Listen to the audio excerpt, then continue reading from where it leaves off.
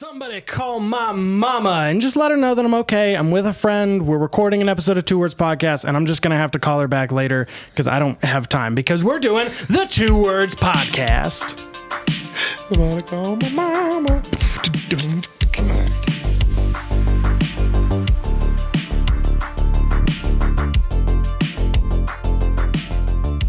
And welcome back to the Two Words Podcast, where our two words this week are major titles. We're talking about the big belts, the brass rings, so to speak, the tippy top of the mountain. The tippiest of tip tops. The cherry right there. The thing we always wanted to be. I mean, obviously major titles are the draw to get people, like, to push people. They are the dream of every young wrestler to be that major champion. I mean, there's no wrestler alive that didn't want to be WWF champion. Right. Like that Absolutely. That was the goal. Now, I mean, they get into the business and things change. I get that, but like that was the thing. And so let's just jump right into it. What is your favorite major title, and why is it the World Heavyweight Champion? Yeah, I mean, it is. It's the big gold, the World Heavyweight Championship title. Why is that? I mean, like, real. I'm legitimately asking because I agree with you. I love that belt. That belt is the most beautiful belt. Well, I mean, that's first of all, yeah. Looks is the big draw initially. It's huge without looking or feeling cumbersome. It has this almost royal regality to it. Yeah. And it also has such a strong history. It was the number one title in NWA. It was the number one title in WCW. And it was one of the number one titles in WWE for a brief period of time, too. There have been dozens and dozens of marquee topping champions that held this title throughout its entire tenure. Like it just comes with this legacy attached to it that just feels bigger than any of the other titles. I get that. I mean, and I think legacy really does kind of fit it because of every belt that has been grabbed by WWE. Yeah. Because not all of these belts started in WWE. Right. This is the belt that's never changed. Right. In 40 years, that belt did not change. The biggest change to it was just the logo at the top. Yeah. That was embossed that you couldn't even tell, really. Yeah, because there was so much. It was such a, but also to me, it was the working man's major title. Yeah. Like that champion was still working to prove himself as the best. It also really felt like, along those lines, like this was the legitimate wrestling belt. Yeah. Especially as other belts, like I think at the same time WWE had changed the WWE Championship to the spinner belt for a brief period. Actually, for a far too long a period. Like it just felt Why like does everybody hate the spinner that belt? one felt like a toy, while this one felt like the real championship. Okay. Like someone had to earn this, and this was given away in a Happy Meal. Yeah. Here, have some fun. Yeah, and I think that, obviously the big name associated with World Heavyweight Champion is Ric Flair. Being a 16-time World Heavyweight Champion, like that title was 16 times, and that's right. Pretty amazing. But I also look at like Undertaker. Like I associate that belt with Undertaker a lot more than I associate the WWF title. Really? Because how many times was he WWF champion? Oh, quite a lot. I feel like I have to look that up. Or you look it up. You've got a computer. How many times was... But and I think also because like he was on SmackDown for a huge period of time. Oh, maybe not. Only 7 times. 7-time champion. Okay. But I don't know which belt. Why are you not looking at Wikipedia? I don't. Because Wikipedia wasn't the first thing that popped up. I'm so sorry. I'm just like, there's always like it's right there. he was on SmackDown for so long, and then like that belt really exemplified SmackDown. And so, I mean, All right, he was World Heavyweight Champion 3 times. Okay. And WWF/WWE Champion 4 times. okay. So yeah, about the same. Pretty So equal. I get it. I mean, one of my favorite Undertaker WrestleMania matches is him and Edge for the World Heavyweight title. Yeah, forget about that. I mean, that was a good match. And you almost didn't have to work to make that title look good. Like that title really made you look fantastic. Yeah. So I guess we're all in agreement there. Is there a bad major title? Yeah. Let's say this because we talked about this. What would you say is a bad major title? I hate the WWE Universal Championship title. Fair enough. I've hated it since Fair it enough. was red. I hated that it's blue. I hate that is what we got to replace the World Heavyweight Championship title a few years later when they decided, paused. you know what? Whoop. I hate that that's what we got to replace the World Heavyweight Championship title a few years later when they decided, you know what? We do need 2 belts after all. You That should've made just me brought that so back. mad. Right. We're just going to clone our normal title and change the strap color. Blah. They're ugly. I get it. I get it. They don't look terrible, but they are just the big logo of the company. That's not what you want with a prestigious title. The title has historically, That doesn't help the title. right, historically, it's been something that almost has the appearance that it exceeds the company itself, but it is like a pro wrestling thing for the whole world, not just just us. It's just for us.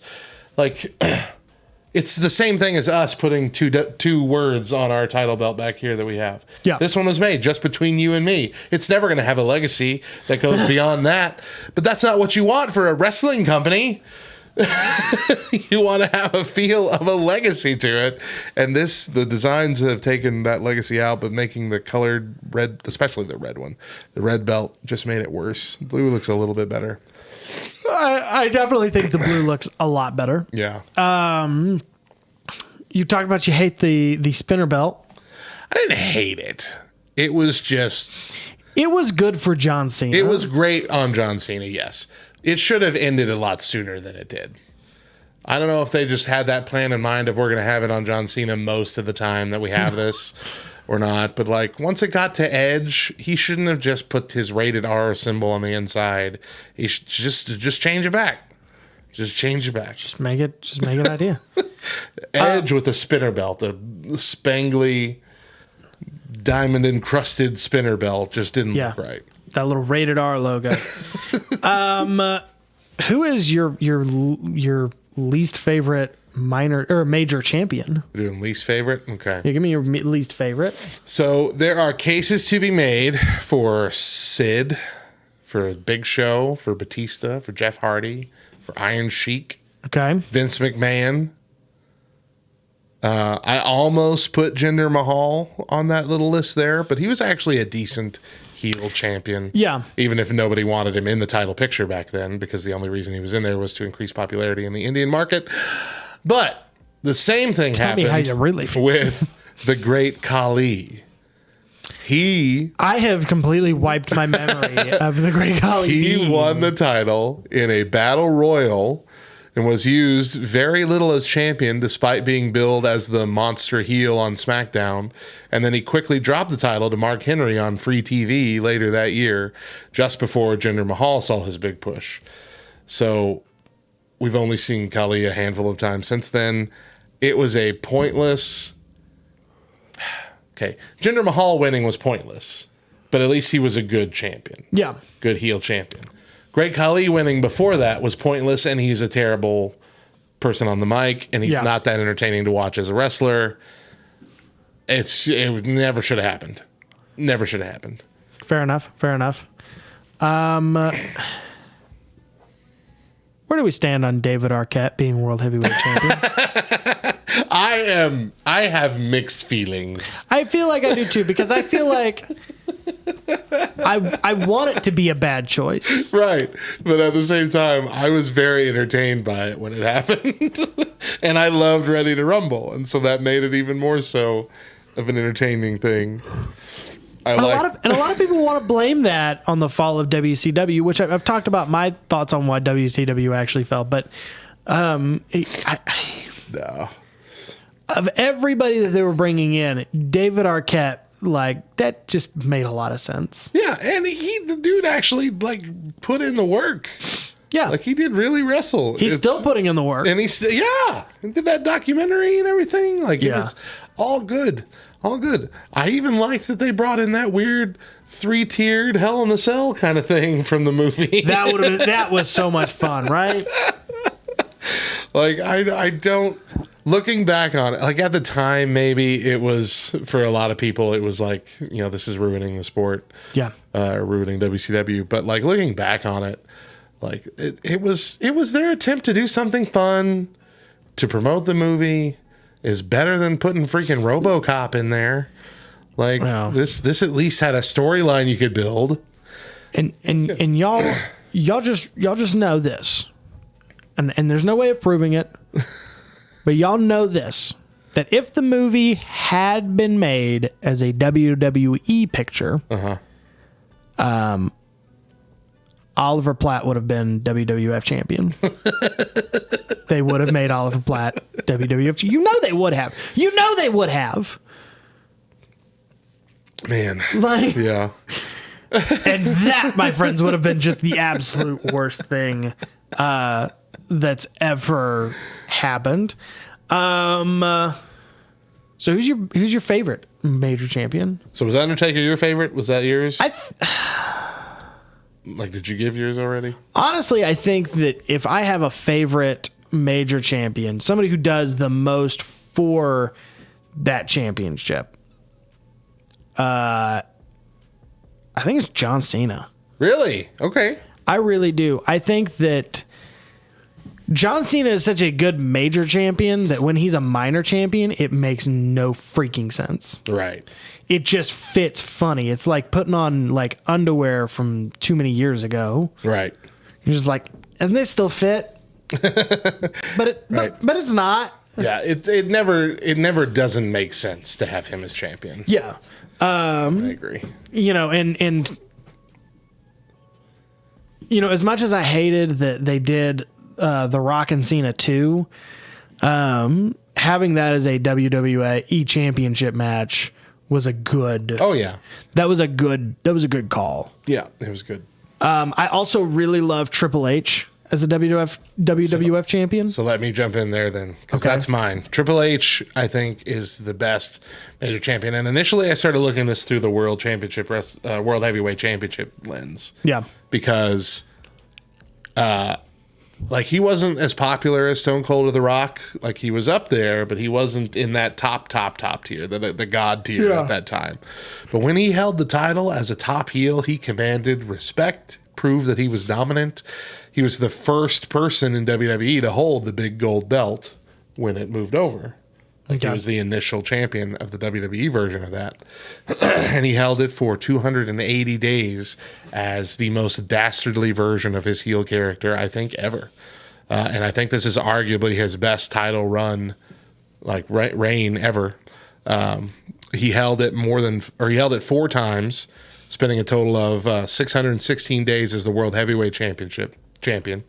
And then he held 14 championships overall, major championships overall in his run. Like, again, he kind of has that workhorse feel like The Undertaker had, as like he's one of the backbones of the company in that role. But I mean, Triple H has played such a big role, I guess, in every level of WWE since I started watching. And I think the thing that makes me love Triple H as a champion, maybe not his most recent WWE championship run, where he did that feud with Roman Reigns, but when he held it,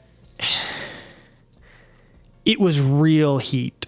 Like, it was really, you felt like it was really earned. Like, you put the belt on The Rock because The Rock is over as all get out. You put the belt on Stone Cold because he was over as all get out. John Cena the same way. Like, everybody loves John Cena, so it makes no sense not to make him major champion. But like Triple H, when he held the championship, it's just like, this means something. Mm-hmm. And it brought a level of authenticity, I think, to it. It's like what they're trying to do with Roman Reigns right now, and it's kind of succeeding, with every now and then there being a hiccup, saying, like with that match with KO where they couldn't unlock the handcuff. Yeah. It really took you out of that moment for a second. But like they're trying to make him feel unbeatable and dominant or whatever, like he earned the spot, which, I think he's done phenomenal since he's come back as a heel. But Triple H always felt like he earned it. Even when he cheated to get it, it felt like he deserved it. Yeah. Because gosh darn, he's entertaining. As a heel, and as the few times that he's been a face, it's usually with DX in the later runs with Shawn Michaels. Those have been fun too. But the dude is just phenomenal in everything that he does, and has hardly had a bad match in the last decade of his wrestling career. A bad, meaningful match. Yeah, right. So...